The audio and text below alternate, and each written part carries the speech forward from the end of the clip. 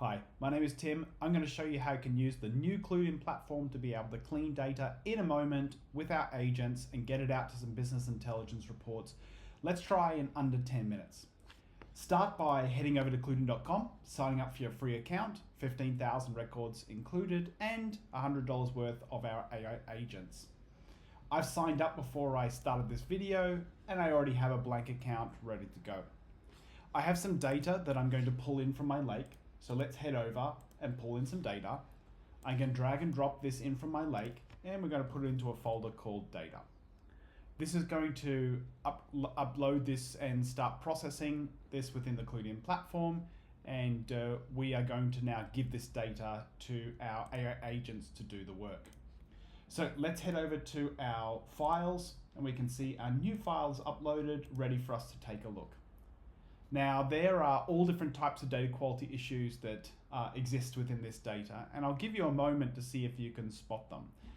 As I'm talking through this, I can always go over to my Copilot experience, and I can ask it all different types of questions. Here, I'm going to ask it to tell me about this data set. This is the first time I've seen it, so I wouldn't mind if it helped me describe where the issues are, maybe what type of data we're dealing with. Maybe it can help me with identifying identifiers and all this thing for the CluedIn mapping process. In a moment, it's going to go over and look at the data in question and hopefully help me find some of these data quality issues already. Later on, we're actually going to give this to our AI agents. As soon as you do log into CluedIn for the first time, these AI agents and copilots are automatically hooked up, so you don't need to bring your own AI endpoints. It's already included for you. We can see the Copilot has talked a little bit about the data in question. It's talked about the columns. It's talked about the type of business domain that we're dealing with. It's also identified what type of unique identifiers are here. It also seems to feel that there are some issues with the employee count and revenue USD. But let's take a look at how we can use our agents to solve these problems. With this in mind, I'm going to map it into the system, and I can choose from the pre-existing domains that exist in CluedIn, or I can just create my own new business domain. I'm going to call it customer. Let's put this as a little logo, and we're just going to create a structure to hold this new data. Pretty quickly, we see a nice lineage view of what we're doing here, onboarding the data from our lake, our list of customers, and then putting it into the system as a list of customer business domains. We can edit the mapping if necessary, but it looks like our auto mapping has automatically chosen all of our identifiers, so we can now onboard this data into the platform itself. I'm going to head over and I'm going to choose a place to get this data out to in the next step. I'm going to choose an export target, and I'm going to actually choose a SQL Server database that I have. Let me go and get those details, and I'll put them in here for me. And you can wire this up to Fabric, you can wire this up to Azure Data Lake, you can wire this up to all different types of places.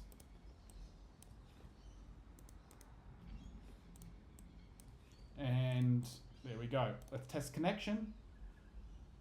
Looks pretty good, and we can add it.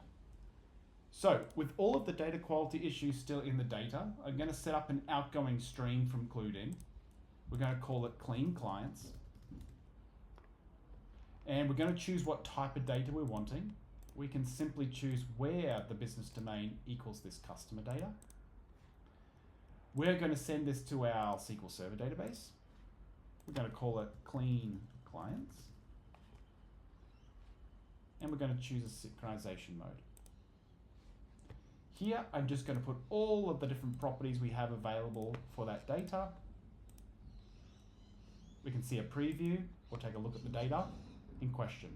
Now, this has all the data quality issues still in it. Let's click Start and start the stream. We can head over to any BI tool that we want right now to be able to start working with this data. Power BI, all different types of Tableau. I'm going to use Looker Studio. I'm going to add a brand new blank report.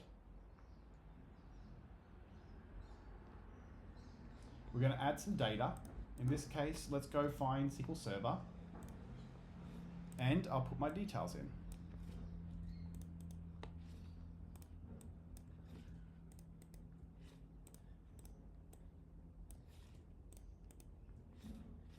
And it looks like it's remembered that. Let's see if it authenticates.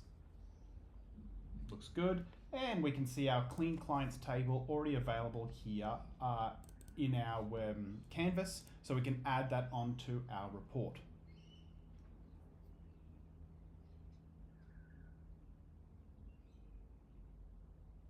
Fantastic. So I'm going to add a chart. Let's just put a little pie chart. We're going to drag this on, and let's just drag on our country data into this. You can see here we've got a distribution. Let's also maybe add something like, let's also take this bar chart, and I will put the revenue onto this as well. Refresh the report.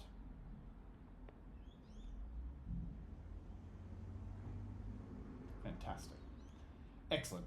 So we've got some data showing all the way through. Pretty quick to get data into the platform and also data out for analytical or operational use cases. Let's head back to our instance. I'm going to head over to my AI agents. I'm going to create a brand new agent called our Customer Data Steward. I can use some of the out-of-the-box templates for AI agents that already exist, or I can create my own brand new ones as well. Let's say that the first job I'd like to give to this agent is to fix data quality issues in customer data.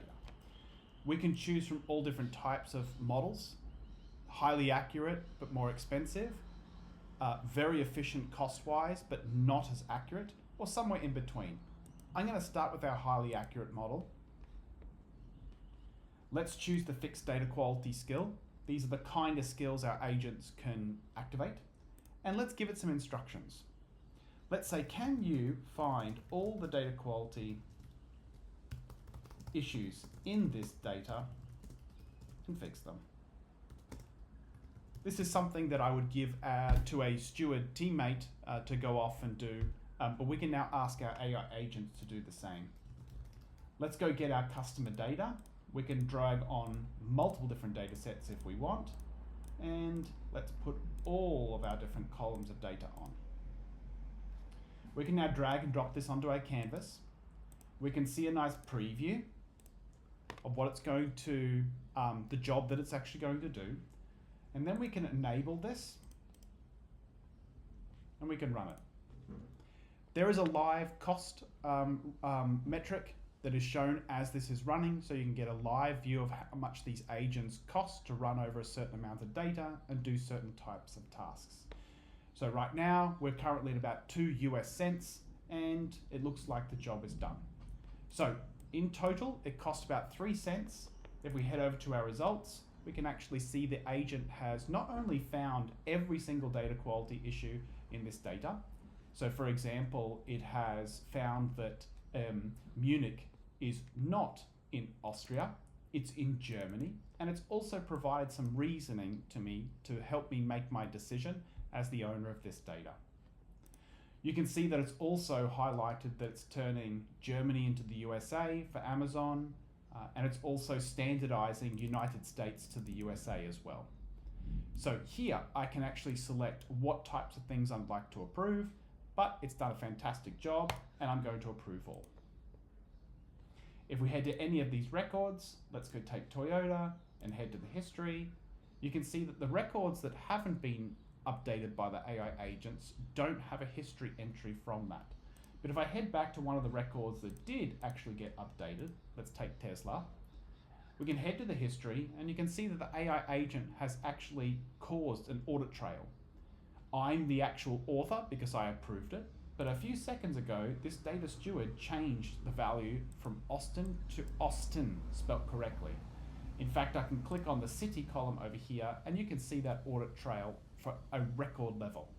We can see it used to be Austin, the AI agent found the problem, it described the reasoning, and it's automatically then caused this audit trail for me. If I now head over to my report, so I'll just hit the top, click refresh data, And in a matter of moments, you can see that my chart is looking a little bit better. And all of the data quality fixes that have come from that AI agent have automatically come into my analytical use case. We have all the audit trails in place to be able to do this in a governed way. And you can just imagine the kind of things that these agents can do.